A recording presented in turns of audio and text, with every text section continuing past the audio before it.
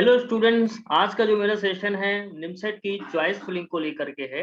निमसेट में जो choice filling option है वो 7 तारीख से 12 तारीख के बीच में है, यानी कि आपको 7 से 12 के बीच में जो चॉइस फिलिंग का पोर्टल है निमसेट ने आपको दिया हुआ है वो आपको देखिए nimset.in पर ही मिल जाएगा लिंक। जैसे कि हम स्कोर कार्ड को डाउनलोड करने का ये ऑप्शन है। दूसरा counselling link to apply for counselling, जैसे ही आप इस पर क्लिक करेंगे तो जो निमसेट का न्यू काउंसलिंग का जो पोर्टल है वो ओपन हो जाएगा। Is that clear? और यहाँ पर आप देखेंगे तो ये देखिए nimset.admission.nic.in है। आप लोग एक बार ध्यान से समझिएगा, जिन लोगों ने अभी भी चॉइस फिलिंग नहीं की है उनके पास में सिर्फ 12 तारीख तक का टाइम है। मैं आपको एक बार शेड्यूल दिखाना चाहूंगा कि आप एक बार शेड्यूल देख लेते हैं कि डेट ऑफ एप्लीकेशन रिजल्ट मानी 5 जुलाई को हो गया था। Registration and choice filling by paying the non refundable counselling fee है 1000 रुपीज। अभी भी कई सारे लोगों के मन में एक क्वेश्चन है, क्या हमको 1000 रुपीज देना पड़ेंगे? तो यस, आपको पे करना पड़ेगा अगर आप इस काउंसलिंग में पार्टिसिपेट करना चाहते हैं। तो ये जो फी है वो आप 7 जुलाई से 12 जुलाई के बीच में ही पे कर पाएंगे, इसके बाद पे नहीं कर पाएंगे। और जो आपको निमसेट में काउंसलिंग के रजिस्ट्रेशन करना है और चॉइस फिलिंग करनी है वो भी 7 से 12 के बीच में ही करनी है, ठीक है? तो अब चूंकि 2 दिन लगभग निकल चुके हैं, 7, 8, 9 यानी 2 दिन निकल चुके हैं, आपके पास में 9, 10, 11, 12 कुल 4 दिन बचे हुए हैं। लेकिन मैं चाहूंगा आपसे कि आप जल्द ध्यान से अच्छे से भरिएगा, क्योंकि अभी भी हमारे पास टाइम जरूर है लेकिन आप लोग जल्दबाजी कर रहे हैं, कई ऑप्शंस आप लोग गलत फिल कर रहे हैं।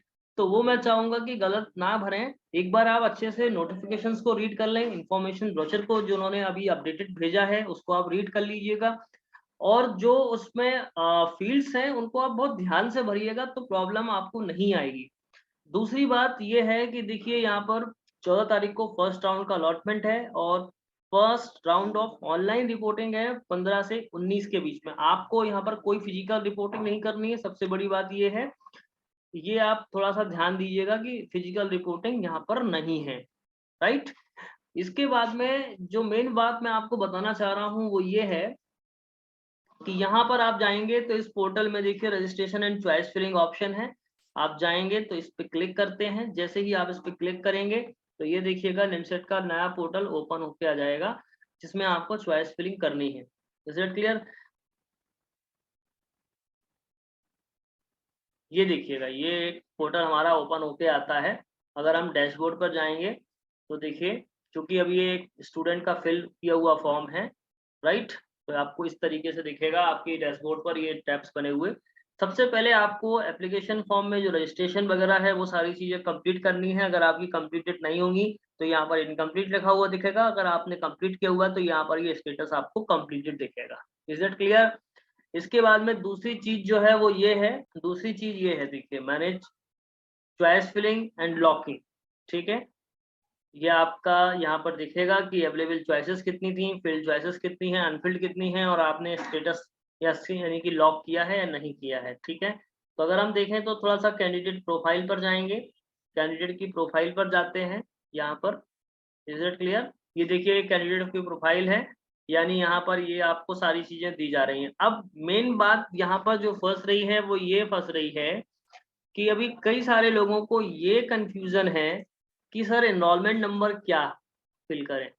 तो भाई एनरोलमेंट नंबर में जैसे कि किसी बच्चे का ये एनरोलमेंट नंबर है, अगर किसी की मार्कशीट पर एनरोलमेंट नंबर नहीं होगा तो रजिस्ट्रेशन नंबर भी होगा, ठीक है? अगर रजिस्ट्रेशन नंबर है तो भी चलेगा या एनरोलमेंट नंबर है तो भी चलेगा, ठीक है? यानी कि रजिस्ट्रेशन नंबर या एनरोलमेंट नंबर एक ही बात है और हर किसी की मार्कशीट पर होगा। फिर भी अभी मेरे पास एक बच्चे ने क्वेरी भेजी कि सर मेरी मार्कशीट में एनरोलमेंट नंबर ब्लैंक है, तो उस केस में आपको अपने कॉलेज से एनरोलमेंट नंबर लेना पड़ेगा या रजिस्ट्रेशन नंबर लेना पड़ेगा, क्योंकि बिना एनरोलमेंट नंबर या रजिस्ट्रेशन नंबर के आपका यूनिवर्सिटी में एडमिशन नहीं हो सकता है, ठीक है? इसलिए ये याद रखें, अगर किसी के पास नहीं है तो वो इमीडिएटली कॉलेज से मांगे या यूनिवर्सिटी में अपना एप्लीकेशन करें करें कि हमारा एनरोलमेंट नंबर हमको नहीं मिला है तो आप एनरोलमेंट नंबर दें। Is that clear? तो ये क्योंकि एनरोलमेंट नंबर इज मैंडेटरी यहाँ पर, इसलिए मुझे एनरोलमेंट नंबर से लेकर के कम से कम बहुत सारे कॉल आ चुके हैं और ढेर सारे मैसेजेस मेरे पास हैं मैं उनको बता रहा हूँ कि एनरोलमेंट नंबर या रजिस्ट्रेशन नंबर अगर आपकी मार्कशीट पर वो मेंशन होगा, चाहे तो वो फर्स्ट ईयर में हो या सेकंड ईयर में, थर्ड ईयर, किसी भी ईयर की मार्कशीट में भी वो लिखा होगा। इवन फाइनल में तो लिखा ही होगा। फाइनल में एनरोलमेंट नंबर या रजिस्ट्रेशन नंबर लिखा होगा, आप उसको फिल कर दें। रजिस्ट्रेशन नंबर या एनरोलमेंट नंबर आपकी मार्कशीट पर ही होता है, ठीक है? तो इसलिए आपको वो फिल करना है। इसमें गलती से भी आप रोल नंबर फिल ना करें एनरोलमेंट नंबर में। हाँ, कई लोगों ने ऐसा भी किया है कि एनरोलमेंट नंबर में जल्दबाजी में रोल नंबर भी फिल कर दिए हैं। तो देखिए, आप जानबूझ करके गलती कर रहे हैं इस चीज़ के लिए, क्योंकि साफ-साफ लिखा हुआ है कि एनरोलमेंट नंबर। और अगर आपने अब कर भी दी है गलती, तो उसके लिए पैनिक होने की ज़रूरत नहीं है। परेशान बिल्कुल मत होइएगा, आप उनको एक जस्ट मेल कर दीजिएगा, कॉन्टैक्ट कर दीजिएगा कि हमसे काउंसलिंग फॉर्म में क्वालिफ़िकेशन डिटेल में एनरोलमेंट नंबर की जगह पर रोल नंबर फिल हो गया है बाय मिस्टेक, तो प्लीज़ कंसीडर करें। बस इतना आपको एक मेल करना होगा, बात खत्म। कोई प्रॉब्लम नहीं आएगी। लेकिन इसके लिए ऐसा नहीं है कि आप एकदम पैनिक हो जाएँ कि सर मेरा फॉर्म रिजेक्ट हो जाएगा या सर मैं काउंसलिंग में नहीं बैठ पाऊँगा। इन सब चीज़ों का कोई मतलब नहीं है। छोटी-छोटी ये मिस्टेक्स हैं, इनको ऐसा नहीं है कि इसके बेसिस पर आपका एडमिशन कैंसल हो जाएगा, नहीं होगा। लेकिन फिर भी मैं चूँकि मैं ये वीडियो इसलिए लेकर के आया हूँ आप लोगों के लिए, क्योंकि कई सारे लोग इसी बात को लेकर के परेशान हैं कि सर एनरोलमेंट नंबर में क्या फ़िल करें? तो भाई एनरोलमेंट नंबर में जो यूनिवर्सिटी एनरोलमेंट नंबर देती है, वो फ़िल करना है। किसी के में पीआरएन नंबर है, यानी परमानेंट रजिस्ट्रेशन नंबर, ठीक है? अभी कई लोगों की मार्कशीट में पीआरएन नंबर है, ठीक है? पीआरएन नंबर का मतलब होता है परमानेंट रजिस्ट्रेशन नंबर। और रजिस्ट्रेशन नंबर, पीआरएन नंबर या एनरोलमेंट नंबर एक ही बात है, ठीक है? Is that clear? इसके बाद में कैटेगरी या सर्टिफिकेट्स को लेकर के भी क्वेश्चंस पूछ रहे हैं आप लोग कि अभी सर्टिफिकेट अपलोड नहीं करना है तो कब अपलोड करना है, ये भी मैं अभी आपको बता देता हूँ। अभी फॉर्म भरते वक्त आपको कोई डॉक्यूमेंट अपलोड नहीं करना है, सिर्फ फोटो वगैरह के अलावा। लेकिन जब वेरिफिकेशन होगा उस टाइम पर आपको जो डॉक्यूमेंट्स सबमिट करने हैं वो इन्फॉर्मेशन ब्रोशर में लिखे हुए हैं, उन्होंने अपडेटेड रूल्स आपको भेज दिए हैं, वो होना मैंडेटरी है। वो मैं अभी आपको दिखा देता हूँ। दूसरी बात, कैटेगरी सर्टिफिकेट हमारा कब तक का चलेगा, किसके पहले का चलेगा, किसके बाद का चलेगा, उसमें भी उन्होंने एक इन्फॉर्मेशन ब्रोशर में एनेक्सेस दिए हैं, प्रोफार्मा दिए हैं, वो भी मैं अभी आपको दिखा देता हूँ। तो जो मेन आपके क्वेश्चंस हैं, वो एक तो ये कि सर सर्टिफिकेट्स कौन-कौन से लगेंगे? या आप पूछ रहे हैं सर गैप एफिडेविट लगेगा, माइग्रेशन लगेगा, टीसी लगेगा कि नहीं लगेगा? हालाँकि इस बात को लेकर के मैंने कल एक सेशन भी लिया था आप लोगों के साथ में, पर कुछ लोग हो सकता है कि उस सेशन में ना हो, इसलिए मैंने ये यूट्यूब पर ये सेशन ले रहा हूँ, ताकि आप लोग उस बात को समझ पाएँ जो मैं कहना चाह रहा हूँ। डॉक्यूमेंट्स आपको सारे रेडी करने हैं, जो-जो रिक्वायर्ड हैं, जैसे कि TC, migration, character certificate, domicile या कैटेगरी सर्टिफिकेट, मार्कशीट्स, अपना कोई आइडेंटिटी, तो ये सारी चीज़ें तो आपको रखनी है। अब इनमें से कोई सा भी डॉक्यूमेंट सपोज़ दैट डोमिसाइल आपके पास में नहीं है, तो इतना पैनिक होने की बात नहीं है। टीसी नहीं है, गैप एफिडेविट नहीं है, तो पैनिक नहीं होना है। आपको उसका अरेंजमेंट्स करना है, उन सब के लिए अभी हमारे पास में टाइम है। बट जो मैंडेटरी डॉक्यूमेंट्स बोले गए हैं, वो आपको तैयार रखना है। वो मैं अभी आपको एक बार दिखा दूँगा, इन्फॉर्मेशन ब्रोशर में ही गिवन है। और मैं एक बार फिर आपसे कहूँगा कि जो इन्होंने काउंसलिंग के अपडेटेड रूल्स भेजे हैं, आप उसको इत्मीनान से पढ़िएगा। क्या-क्या बातें उन्होंने लिखी हैं, क्योंकि जल्दबाजी में आप लोग मिस्टेक करेंगे। इस बार निमसेट ने जो काउंसलिंग पोर्टल है वो दूसरा है उनका, तो थोड़ा-सा आप इस चीज़ को समझने की कोशिश करें कि अगर आपसे एक मिस्टेक हुई यहाँ पर, तो आपका जो कॉलेज है या आपका काउंसलिंग है, वो उस पर फ़र्क पड़ सकता है। Is that clear? जैसे कि अभी मैं एक ऑप्शन आपको बताऊँगा, फ्रीज़ या फ्लोट, वो मैं बाद में बताऊँगा, अभी नहीं बताऊँगा, क्योंकि अभी मेरा जो वीडियो है वो इस बात को लेकर के कि निमसेट में रजिस्ट्रेशन कैसे करेंगे काउंसलिंग के लिए और चॉइस फिलिंग कैसे करेंगे, ठीक है? सबसे पहले आपको अपनी जो प्रोफ़ाइल है उसको फ़िल करना है। जैसे कि प्रोफ़ाइल मैं आपको दिखा रहा हूँ, प्रोफ़ाइल में ये पर्सनल डिटेल्स आपसे पूछी जाएँगी, आपका एड्रेस वग़ैरह पूछा जाएगा, जैसे कि ये किसी का एड्रेस है तो एड्रेस वग़ैरह पूछा जाएगा।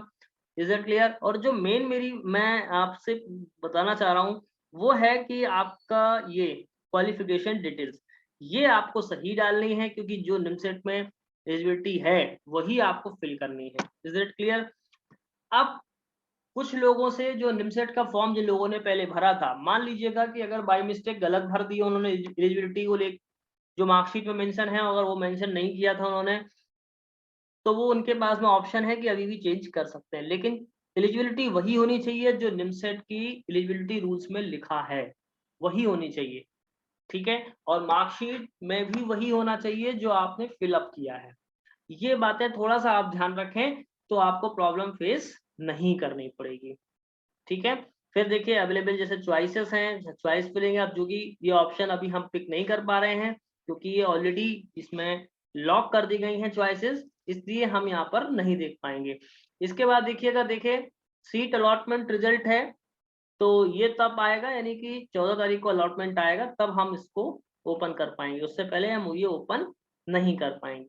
देन इसके बाद में हम एक बार डैशबोर्ड पे जाते हैं और हमको मैनेज रजिस्ट्रेशन, काउंसलिंग रजिस्ट्रेशन ये जैसे हमारा है, तो सबसे पहले हमारा यही होगा कंप्लीट। यहाँ पर ऑथेंटिकेशन फॉर्म, एप्लीकेशन फॉर्म, ये सारी डिटेल्स हमने फिल कर दी। देन इसके बाद में हमने क्या किया, चॉइस फिलिंग कर दी।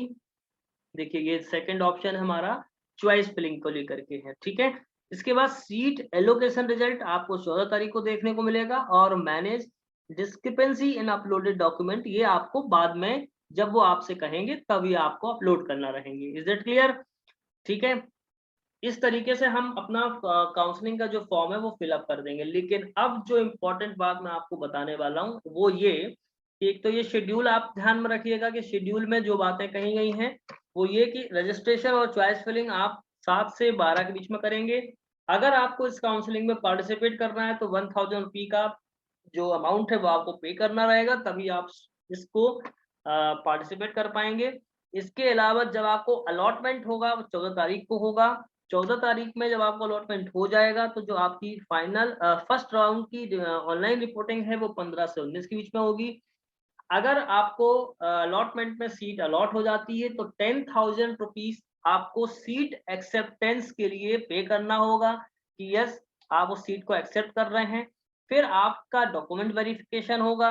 डॉक्यूमेंट वेरिफिकेशन होने के बाद में आपका आपसे पूछा जाएगा कि आप सीट कंफर्म करना चाह रहे हैं या अपग्रेड करना चाह रहे हैं, तो ये सारे ऑप्शन आपसे पूछे जाएंगे।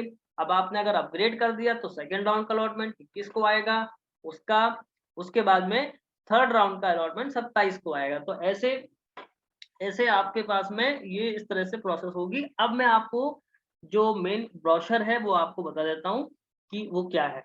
ये देखिएगा, इन्होंने जो काउंसलिंग का प्रोसेस है उसका एक बार ओवरव्यू मैं आपको दिखा रहा हूँ कि ये देखिए 7 तारीख सबसे पहले रजिस्ट्रेशन जो ओपन उन्होंने किया है। देखिए सबसे पहले जो रजिस्ट्रेशन उन्होंने ओपन किया है for counselling registration fee payment, ये स्टेप नंबर 1 हो गई। इसके बाद चॉइसेस फिल आपने की, ये स्टेप नंबर 2 हो गई। स्टेप नंबर 3 यानी कि choice locking bye the candidate और फर्स्ट राउंड का एलोकेशन। ठीक है, तो इस तरीके से यहाँ पर ये चल रहा है। देन आपको क्या करना है, जब आपका फर्स्ट राउंड का एलोकेशन हो जाएगा तो आपको क्या करना है, number 1 view allotment result, download allotment letter, submit willingness option and upload the required documents and pay seat acceptance फी।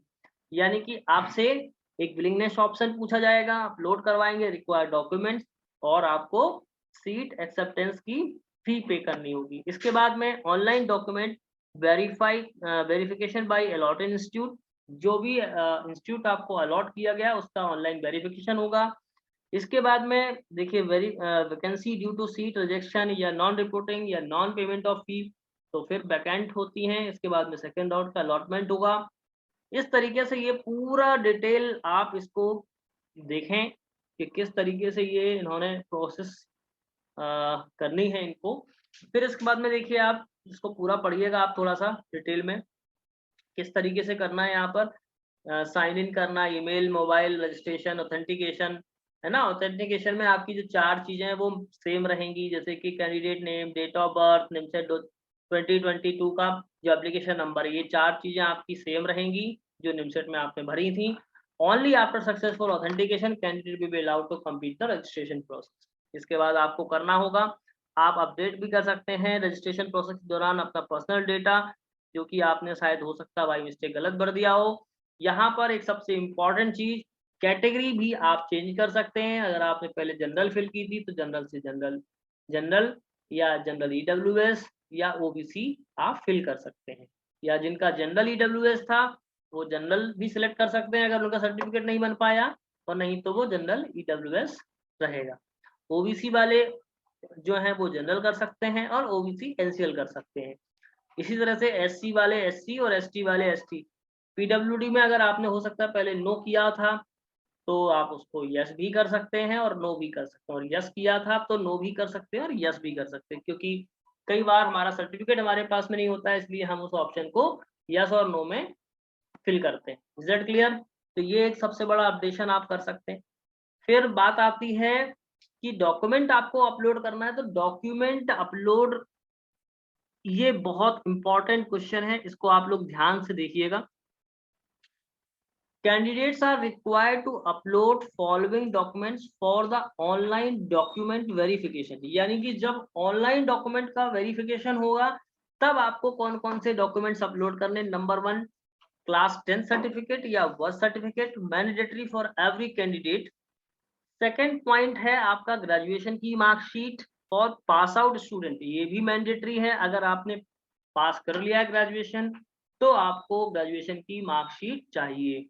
इसके बाद सेकंड पॉइंट जो है वो उन लोगों के लिए है जो अपीयरिंग है, यानी कि जिनका 4th सेमेस्टर तक क्लियर है, 5th या 6th में रिजल्ट नहीं आया है या मार्कशीट नहीं है, तो उनको एनेक्चर 5 जो कि अपीयरिंग वालों के लिए दिया गया है।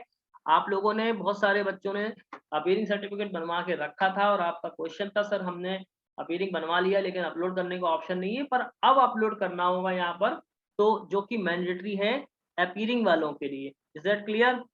थर्ड चीज आपकी चाहिए निमसेट का स्कोर या रैंक कार्ड, जो कि ये भी मैंडेटरी है। इसके बाद में ये 3 पॉइंट सभी के लिए मैंडेटरी है। चौथा जो पॉइंट है वो रिस्पेक्टेड कैटेगरी सर्टिफिकेट को लेकर के है, यानी जो एससी, एसटी, ओबीसी, एनसीएल या जनरल ईडब्ल्यूएस के कैंडिडेट्स हैं उनके पास में वो कैटेगरी सर्टिफिकेट होना चाहिए, और ये कैटेगरी सर्टिफिकेट 1 अप्रैल 2021 के बाद का होना चाहिए। ठीक है, कि कब के बाद का होना चाहिए? 1 अप्रैल 2021 के बाद का होना चाहिए। तो ये मैंडेटरी है, लेकिन कब? जब ऑनलाइन डॉक्यूमेंट वेरिफिकेशन होगा। आपको भी रजिस्ट्रेशन के वक्त नहीं लगेगा। कई लोग अप्लाई कर चुके हैं और उनका ये क्वेश्चन है कि सर हमने अप्लाई तो कर दिया है लेकिन हमको 12 तारीख को नहीं मिल पाएगा। तो भाई 12 को नहीं, अगर 13 को भी मिल जाएगा, 14 को भी मिल जाएगा तो भी कोई प्रॉब्लम नहीं, लेकिन आप काउंसलिंग के लिए ना रुकें, आप रजिस्ट्रेशन कर दें। बाय द वे, अगर आपका सर्टिफिकेट बन के नहीं आ पाता है और जब आपसे ये सर्टिफिकेट मांगा जाता है, एक टाइम ड्यूरेशन के बीच में आपको ये अपलोड करना होगा, अगर आप उस बीच में नहीं कर पाते हैं तो आपकी कैटेगरी को जनरल कंसीडर कर दिया जाएगा। उस दरमियान आपका एडमिशन या रजिस्ट्रेशन कैंसिल नहीं होगा। तो ये सबसे बड़ी बात है जो आप लोगों को ध्यान में रखनी है। पर अगर आपने कैटेगरी क्लेम की है तो आप पूरी कोशिश कीजिएगा कि सर्टिफिकेट को आप लगा पाएं, ठीक है, या बनवा लें आप जिनका नहीं बना था। ये जरूरी नहीं है कि 1 अप्रैल 2022 के बाद का ही लगेगा। अगर किसी का पुराना सर्टिफिकेट यानी 1 अप्रैल 2021 के बाद का है, ये सिर्फ 2 सर्टिफिकेट की बात कर रहा हूं मैं, एक ओबीसी एनसीएल के बारे में और दूसरा जनरल ईडब्ल्यूएस कैंडिडेट के बारे में। इन्हीं के लिए नए सर्टिफिकेट की आवश्यकता होती है। एससी एसटी का और पीडब्ल्यूडी का सर्टिफिकेट पुराना भी चलेगा, कोई प्रॉब्लम नहीं है। ठीक है, फोटोग्राफ अपलोड तो आपको उसी समय करना, रजिस्ट्रेशन के प्रोसेस के दौरान करना है। ऑनलाइन रजिस्ट्रेशन फी पेमेंट आपको कब करनी है? After the registration candidate need to pay registration fee, only after payment of registration fee candidate will allowed to fill choices, यानी जब तक आप 1000 रुपए पे नहीं करेंगे आप चॉइसेस के ऑप्शन को नहीं पिक कर पाएंगे, यानी आप चॉइस फिल नहीं कर पाएंगे जब तक 1000 रुपए आप पे नहीं करेंगे। रजिस्ट्रेशन तो आपका हो जाएगा, रजिस्ट्रेशन के बाद में आपको 1000 रुपए का फी पेमेंट करना है।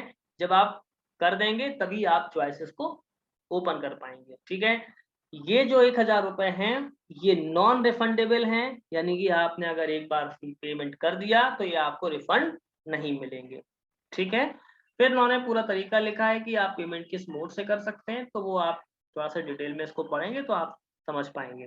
ठीक है, इसके बाद में चॉइस लॉकिंग और प्रिंटिंग ऑफ लॉक चॉइसेस, ये जो भी आपने एक्टिविटी की है उसका आप हमें हार्ड कॉपी तो रख ही लें और उसका आप बैकअप भी लेके रखें ताकि कोई प्रॉब्लम ना आए। ठीक है। चॉइस फिलिंग के रूल्स लिखे हुए हैं कि जिन कैंडिडेट्स ने सक्सेसफुली रजिस्टर कर लिया और अपना फी पेमेंट कर दिया, वो अपनी प्रेफरेंस जो है, ऑर्डर ऑफ प्रेफरेंस जो है जिन लोगों ने भरी है, उसको लॉक करके सबमिट कर दें। System will show only the valid choices based on the application form detail submitted by the candidate. Candidate can fill as many number of choices. आपके लिए जो 10 चॉइसेस हैं उनमें से आप 10 फिल कर दें, 5 फिल करें, 1 फिल करें, ये आपके ऊपर है। आप एक से ज्यादा चॉइसेस को फिल कर सकते हैं, तो कोई प्रॉब्लम की बात नहीं है। और किसी भी ऑर्डर में आप फिल कर दें, लेकिन इम्पिटस में या हम लोगों ने जो आपको बताया है कि किस तरीके से आपको फिल करना है या ऑर्डर क्या रखना है, वो हमने लास्ट ईयर के ट्रेंड्स, प्लेसमेंट्स को और कॉलेज के करिकुलम या एनवायरनमेंट को देखते हुए ही आपको बोला है। आप अपनी सुविधानुसार किसी भी ऑप्शन को पिक करें, किसी भी ऑर्डर को, किसी भी ऑर्डर को आप अपने हिसाब से अरेंज कर सकते हैं। ठीक है। ये कोई मैंडेटरी नहीं है कि आप त्रिची को 1 पे रखें, सूरतकल को 2 पे रखें या इलाहाबाद को 3rd पे रखें। ये आपके हिसाब से है, लेकिन फिर भी जो एक स्टैंडर्ड हम लोगों ने बनाया हुआ है वो ये है कि त्रिची को नंबर 1 पे, सूरतकल को नंबर 2 पे, इलाहाबाद नंबर 3 पर। आप कुछ लोग इलाहाबाद और वारंगल में वारंगल को भी 3 पर रख सकते हैं, इलाहाबाद को 4 पर रख सकते हैं, या इलाहाबाद को 3 पर रख सकते हैं, वारंगल को 4 नंबर पर रख सकते हैं। देन इसके बाद में हम भोपाल या कुरुक्षेत्र में भी ऐसा ही है कि कोई अ, ऊपर नीचे कर सकता है, यानी कि 5 पे भोपाल रखेगा तो 6 पे कुरुक्षेत्र रखेगा, या 5 पे कुरुक्षेत्र रखना है।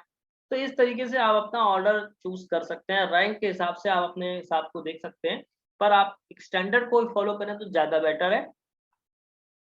बाकी फिर आपकी अपनी भी मर्ज़ी है, क्योंकि आपको चूज़ करना है, कॉलेज में आपको पढ़ना है, तो आप अपने हिसाब से, अपनी कन्वीनिएंट के हिसाब से इसको चुन सकते हैं।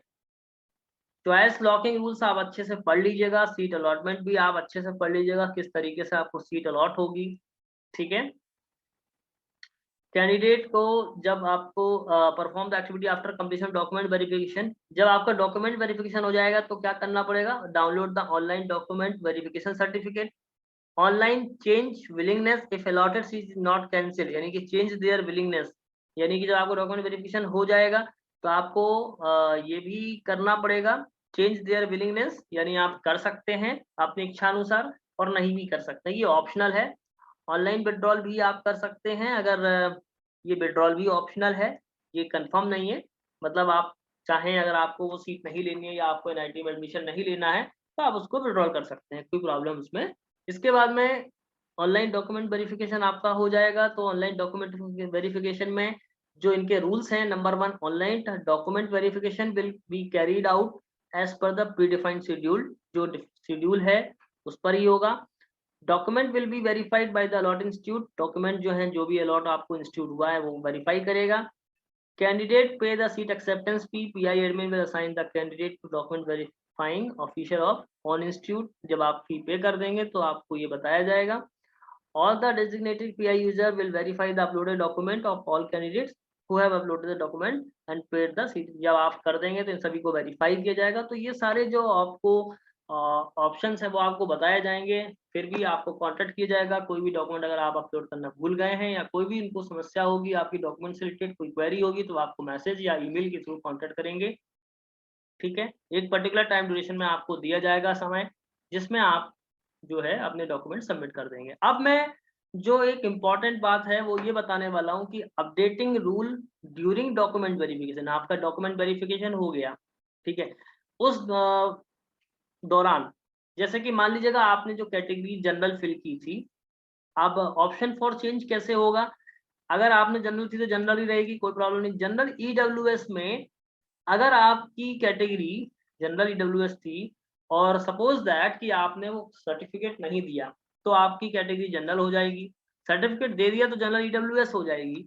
ओबीसी एनसीएल आपने चूज किया था, सर्टिफिकेट नहीं दे पाए तो ओबीसी एनसीएल रहेगा।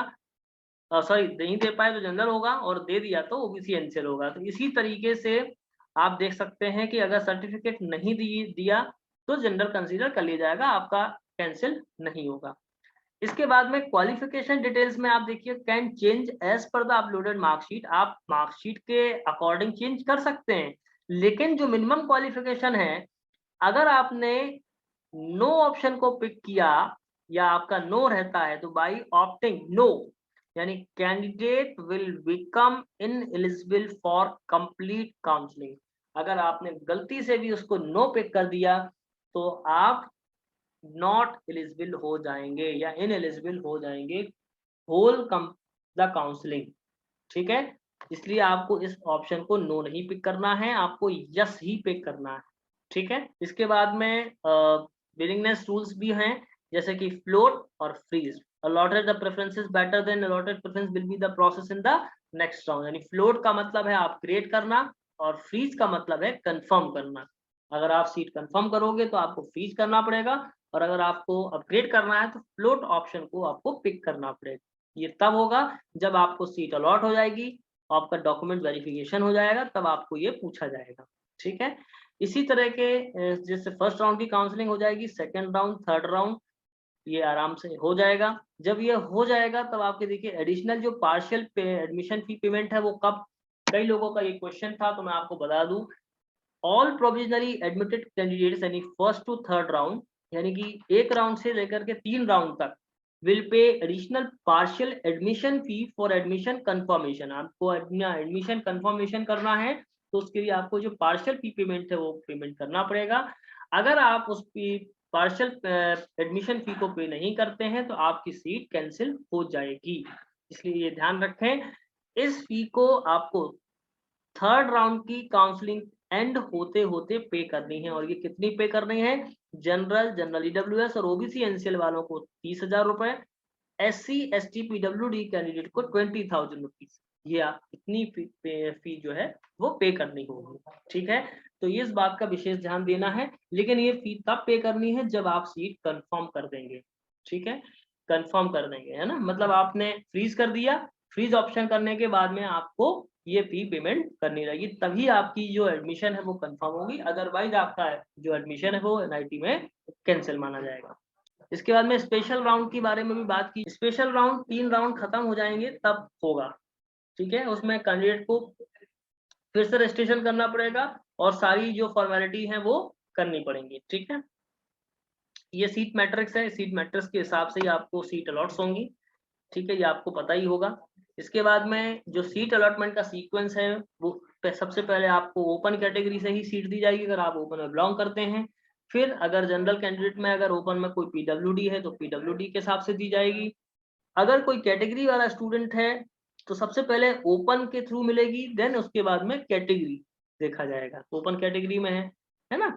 फिर इसके बाद में अगर मान लीजिएगा कैटेगरी में हम पीडब्ल्यूडी को भी देखें तो ओपन देखेंगे, फिर ओपन पीडब्ल्यूडी देखेंगे, फिर हमने कैटेगरी में कैटेगरी पीडब्ल्यूडी देखेंगे। ठीक है, तो इस तरीके से जो सीक्वेंस, इसलिए उन्होंने किसी को भी कैटेगरी रैंक नहीं दी है, सबसे पहले वो कैटेगरी देखें, जनरल रैंक देखेंगे, जनरल रैंक के बाद में अगर आप उस कैटेगरी में बिलोंग करते हैं तो कैटेगरी से आपको दी जाएगी, अगर वो कॉलेज नहीं मिल रहा है जनरल से तो।